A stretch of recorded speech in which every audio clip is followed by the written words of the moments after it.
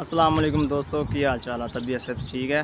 अच्छा यार, काफ़ी दिनों तो बाद ना अज फिर अपने घर के सामने खड़ा के वीडियो बना रहा वहाँ। वीडियो बनाने का मकसद यह है कि थोड़ा जहा समान वगैरह दिखाना सीगा कि यूट्यूब वास्ते की चीज़ जरूरी होंगी आ, तो कला बंदा भी किस तरीके नाल वीडियो बना सकता वा यूट्यूब वास्ते। ते अगर कोई नाल ना होवे मुंडा वगैरह कैमरा पकड़न वास्ते, मोबाइल पकड़न वास्ते अगर कोई ना होवे तो किस तरीके नाल वीडियो बना सकें, की चीज़ां जरूरी होंदियां वा।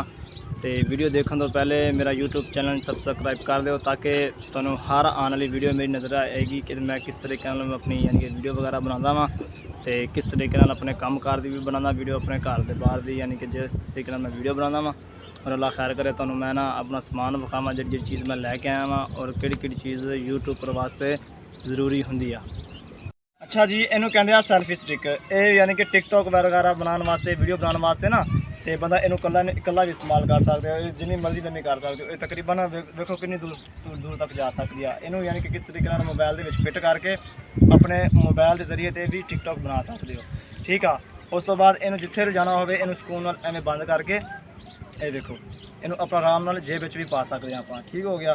तो मेन चीज़ है यानी कि यह भी होनी जरूरी है यूट्यूब वास्ते, वीडियो बनाने वास्ते ये चीज़ मेन होनी जरूरी है। ठीक है, सब तो जी अहम चीज़ आ, ये तो हैंड फ्री है यार। सब तो अहम चीज़ आ तो ये दिखा रहा हाँ मैं, आ स्टैंड जेडे बड़े बड़े यूट्यूबर जिन्हें भी वीडियो बनाने वास्ते आ, यानी कि आ चीज़ बहुत जरूरी है उन्होंने वास्ते। तो ये तो मैं दिखाना जा रहा हाँ कि यानी कि रकम तुहानू दसांगा कितनी आ। तो देखो तुसीं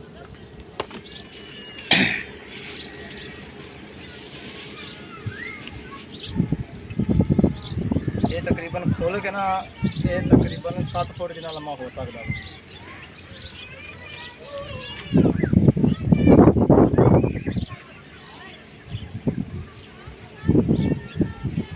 देख सकते हो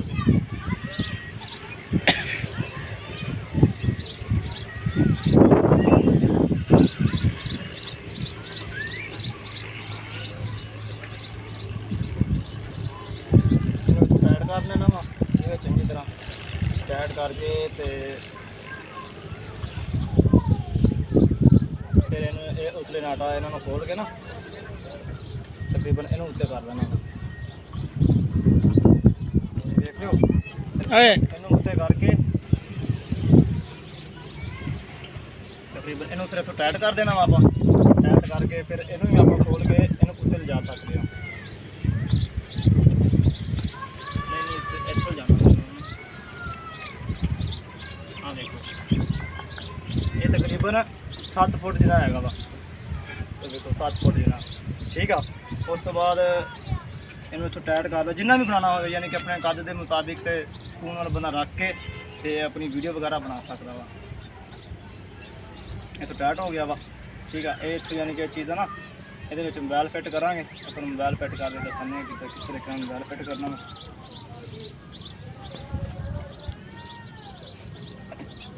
नहीं ये मोबाइल नहीं, मोबाइल दिखा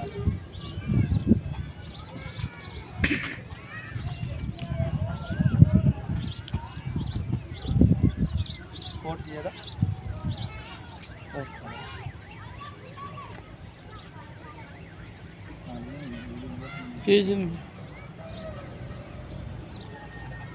खेवड़ियाँ ना चलोगी, खेवड़ियाँ आ गई।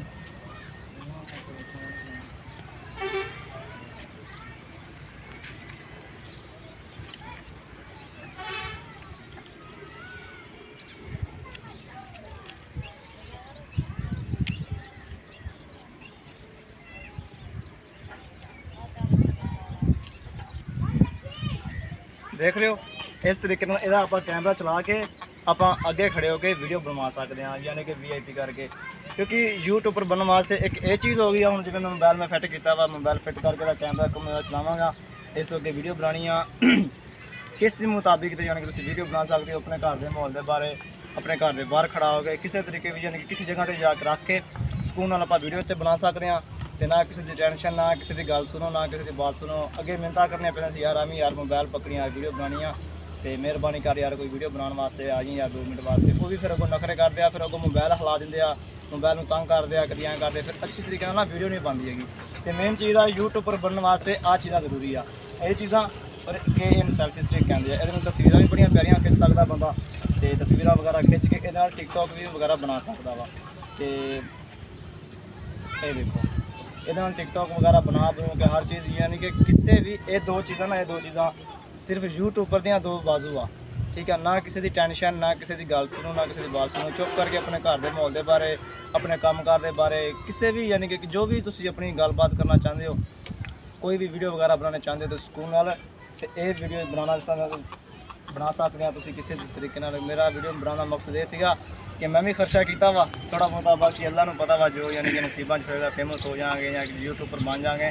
ਫਿਲਹਾਲ ਮੈਂ ਵੀ ਨਵਾਂ ਸਟਾਰਟ ਹੋਇਆ ਯੂਟਿਊਬਰ ਬਣਨ ਵਾਸਤੇ। ਮੇਰੇ ਉਸਤਾਦ ਨੇ ਚੀਜ਼ਾਂ ਮੈਨੂੰ ਲੈ ਕੇ ਦਿੱਤੀਆਂ ਵਾ, ਮੇਰਾ ਜਿਹੜਾ ਉਸਤਾਦ ਆ ਉਹਨੇ ਚੀਜ਼ਾਂ ਲੈ ਕੇ ਦਿੱਤੀਆਂ ਵਾ। ਤੇ ਅੱਲਾ ਖੈਰ ਕਹਿੰਦਾ ਇੱਥੇ ਮਿਹਨਤ ਕਰ, ਨਾ ਕਿਸੇ ਦੀ ਗੱਲ ਸੁਣ, ਨਾ ਕਿਸੇ ਦੀ ਬਾਤ ਸੁਣ, ਆਪਣਾ ਸਕੂਨ ਨਾਲ ਜਿਸ ਤਰੀਕੇ ਨਾਲ ਤੇਰਾ ਦਿਲ ਕਰਦਾ ਵੀਡੀਓ ਅਪਲੋਡ ਕਰ, ਲੋਕਾਂ ਨੂੰ ਅੱਛੀਆਂ ਸਟੋਰੀਆਂ ਵਗੈਰਾ ਅੱਛੇ ਘਰ ਦੇ ਮਾਹੌਲ ਦੇ ਬਾਰੇ ਦੱਸ ਜਿੰਨਾ ਹੋ ਸਕੇ। ਤੇ ਬਾਕੀ ਅੱਲਾ ਖੈਰ ਕਰੇ। ਹੁਣ ਇਸ ਤਰੀਕੇ ਨਾਲ ਇੱਥੇ ਮਿਹਨਤ ਕਰਾਂਗੇ, ਇਸ ਤਰੀਕੇ ਨਾਲ ਮਿਹਨਤ ਕਰਕੇ ਤੇ ਅੱਲਾ ਖੈਰ ਕਰੇ ਤੁਹਾਨੂੰ ਹਰ ਵੀਡੀਓ ਅੱਛੀ ਤੁਹਾਨੂੰ मेरी आएगी। तो अल्लाह खैर करे। शुक्रिया, बहुत बहुत मेहरबानी वीडियो देखने के लिए।